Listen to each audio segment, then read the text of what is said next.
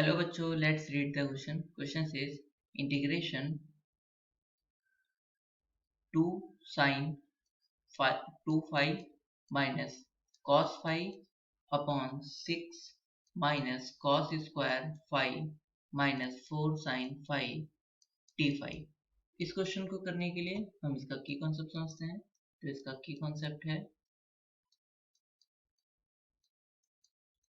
Integration 1 upon a square plus x square equal होता है 1 upon a tan inverse x upon a plus c के।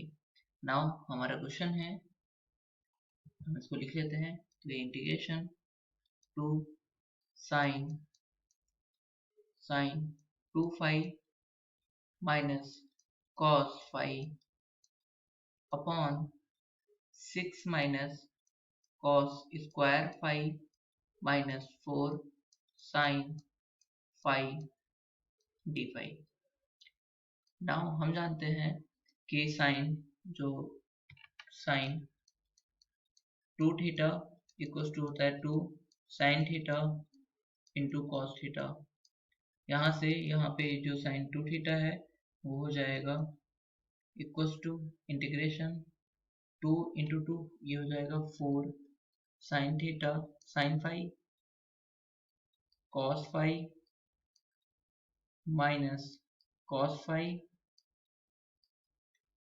Upon ऊपर ये D phi upon 6 minus cos square जो phi है इसको हम लिख सकते हैं 1 माइनस साइन स्क्वायर फाई, क्योंकि हम जानते हैं कि sine square theta plus cos square theta 1 होता है। तो यहाँ से cos square theta equal to हो सकता है 1 माइनस साइन स्क्वायर थीटा, तो माइनस 4 साइन फाई।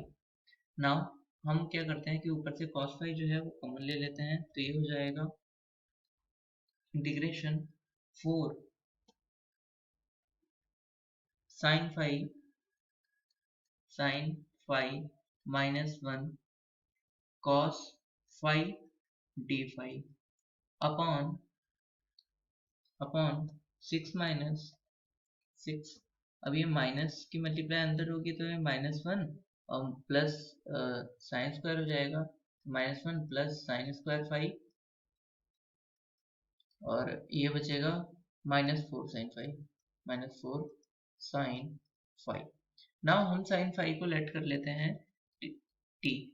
तो साइन फाई को हम अगर टी लेट कर लेते हैं तो यहाँ से साइन फाई का इंटीग्रेशन जो होता है वो कॉस डिफरेंशिएशन जो होता है वो कॉस फाई होता है। तो ये जो cos phi D phi equals to D T हो जाएगा और इसकी वैल्यू हम इसके अंदर पुट करते हैं तो ये तो डी टी के इक्वल हो जाएगा और नाउ ये हो जाएगा इक्वल्स टू 4 और इसकी वैल्यू हो जाएगी टी 4t माइनस 1 और ये हो जाएगा डी टी अपॉन ये बचेगा 6 माइनस 1 5 हो जाएगा और यहाँ पर हम पहले टी स्क्वायर को लिख लेते हैं टी स्क्वायर माइनस 4t और प्लस 5 नाउ इसके हम कुछ इसको इस तरीके से लिख लेते हैं कि नीचे वाले का जब हम डिफरेंशिएशन करेंगे तो वो हो जाएगा 2x 2t माइनस 4। तो जो ऊपर है वो 4t है तो 2 से मल्टीप्लाई है तो ऊपर वाले को कुछ इस तरीके से लिख लेते हैं 4t माइनस 8 और प्लस 8 हम ऐड कर ले रहे हैं -1 upon T square minus 4t plus 5। ऐसा करने से होगा क्या, ये हम समझ लेते हैं। तो हम इसको अलग लिख लेते हैं, इसको अलग लिख लेते हैं। तो यहाँ से हम ऊपर से 2 कॉमन ले लेते हैं तो ये हो जाएगा 2, ये हो जाएगा 2t माइनस 4 अपॉन ये हो जाएगा T square minus 4t plus 5 और ये प्लस माइनस ये तो 7 बचेगा और यहाँ पे बच जाएगा प्लस 7 अपॉन ये हो जाएगा T square minus 4t plus 5 और dt हम एक साथ लिख लेते हैं तो ये dt। अब इससे होगा क्या कि जब हम इसे t लेट करेंगे तो ऊपर हमें dt मिल जाएगा। तो ना हम इसको जो इंटीग्रेशन को अलग अलग कर लेते हैं और जो कांस्टेंट टर्म है उसको हम बाहर लिख लेते हैं। तो ये हो जाएगा 2 इंटीग्रेशन 2t माइनस 4 अपॉन यहाँ पे हो जाएगा T square minus 4t T square minus 4t plus 5 और प्लस 7 इंटीग्रेशन, और यहाँ dt है, और dt अपॉन, और ये हो जाएगा यहाँ पर T square minus 4t plus 5। अब इसका परफेक्ट स्क्वायर बनाने के लिए हम एक काम करते हैं कि ये इसमें 2 का स्क्वायर को ऐड करते हैं और 2 के स्क्वायर को सेपरेट करते हैं। 2 के स्क्वायर को ऐड किया और 2 के स्क्वायर को सेपरेट किया। इससे होगा क्या कि ये नीचे ये जो T square minus 4t plus 2 square जो हो जाएगा वो टी स्क्वायर माइनस 2 का होल स्क्वायर हो जाएगा, और ये हो जाएगा यहाँ पर। तो हम इसको लिख सकते हैं 2 इंटू, और यहाँ पे 2t माइनस 4 dt अपॉन, ऊपर भी हम ब्रैकेट लगा के लिख सकते हैं T square minus 4t plus 5 और प्लस 7 हो जाएगा, और यहाँ पर ये हो जाएगा dt अपॉन, ये हो जाएगा t माइनस 2 का होल स्क्वायर, और यहाँ पर ये जो बचा वो माइनस 2 स्क्वायर मतलब 4 माइनस 4, और ये 5 तो ये बचा प्लस 1। तो ना यहाँ से हम इस वाले टर्म में इसको t लेट कर लेते हैं। तो हम इसको t जब लेट करते हैं तो T square minus 4t plus 5 equal to कितना हो जाता है, t हो जाता है। तो यहाँ से जब ये हो जाएगा 2t माइनस 4, हम इसको y लेट कर लेते हैं।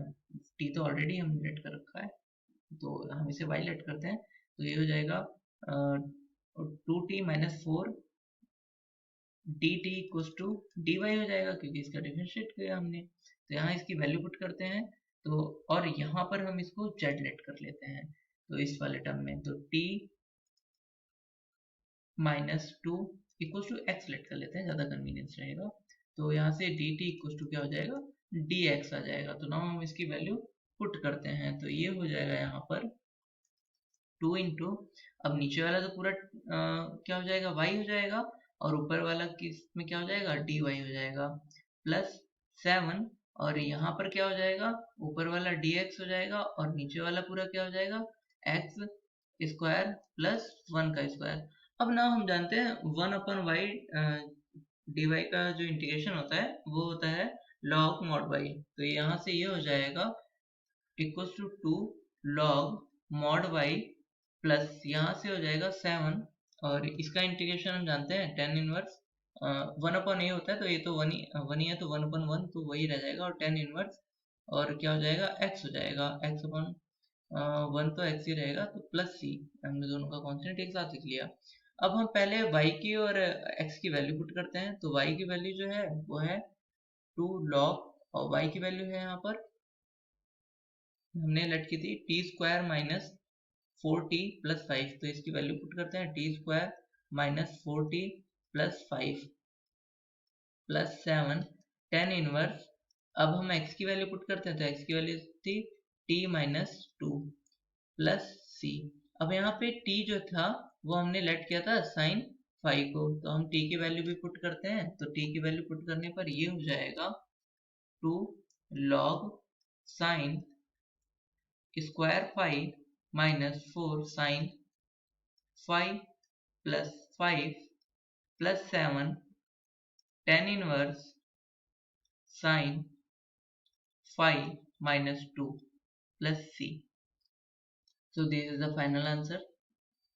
2 log mod में x square 5 minus 4 sin 5 plus 5 plus 7 tan inverse sin 5 minus 2 plus c. Hope you understood it well. Best of luck. Thank you.